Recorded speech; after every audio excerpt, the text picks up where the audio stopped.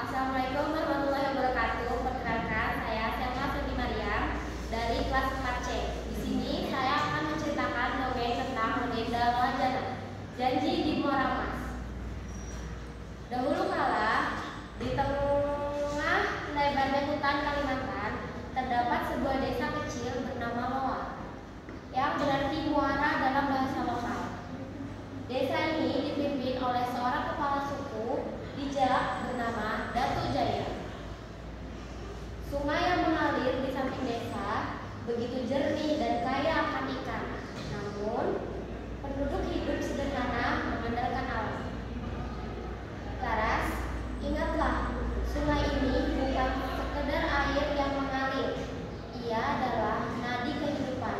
Jaga dia, maka ia akan menjagamu. Aku janji, kakek, aku akan selalu menjaga sungai kita.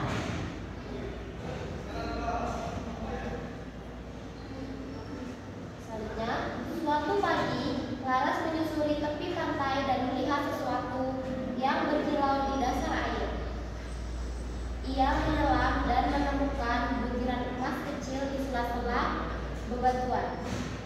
Kakek, lihat ini, emas di sungai kita. Kabar itu menyebar cepat.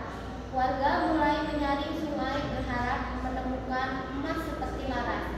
Sungai itu pun mulai disebut Loajana, muara janji, karena emas dianggap sebagai pertanda berkah dari alam. Ya. Malam itu, Laras bermimpi. Dari dalam sungai muncul sesosok wanita cantik berselimut cahaya bernama Putri Kumala Air, sang penjaga sungai. Laras, sungai ini memberimu emas bukan sebagai ujian, bukan hadiah. Jika kalian rakus, sungai akan marah. Apa yang harus kami lakukan? Berjanjilah untuk menjaga hutan, sungai, dan semua makhluk di dalamnya. Jika tidak, emas akan berubah menjadi bencana.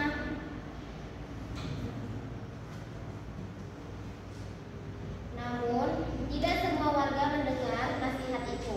Paman Tiruk, seorang nelayan tamak, mulai menebang pohon dan menggali tanah sungai dengan rakus. Warga lain pun ikut-ikutan, hutan dirusak, sungai jadi keruh, ikan-ikan pun mati. Kenapa harus takut? Emas ini hak kita. Alam sudah memberi, tugas kita mengambil. Berhentilah, alam sedang marah. Kita sudah melanggar janji. Dongeng anak kecil, aku akan jadi kaya. Langit menghitam, hujan turun tanpa henti selama 7 hari. Sungai meluap menghanyutkan rumah-rumah. Paman Tiruk yang sedang menggali terjebak dan terseret arus. Janji telah dilanggar, alam tak bisa dibohongi. Setelah badai reda, Laras mengumpulkan warga. Kita harus menepati janji, bukan emas yang penting, tapi kehidupan. Ia menanam pohon pertama di tepi sungai. Warga mengikuti satu persatu. Hutan mulai tumbuh kembali, sungai kembali jernih. Janji lama akhirnya ditepati.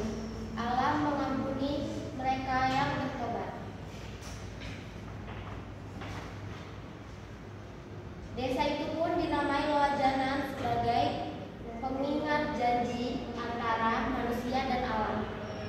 Setiap tahun, mereka mengadakan upacara janan, menari dan memberi sesajen di sungai untuk menghormati Putri Kumala Air.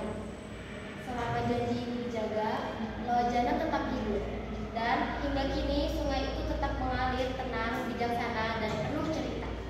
Sekian dongeng dari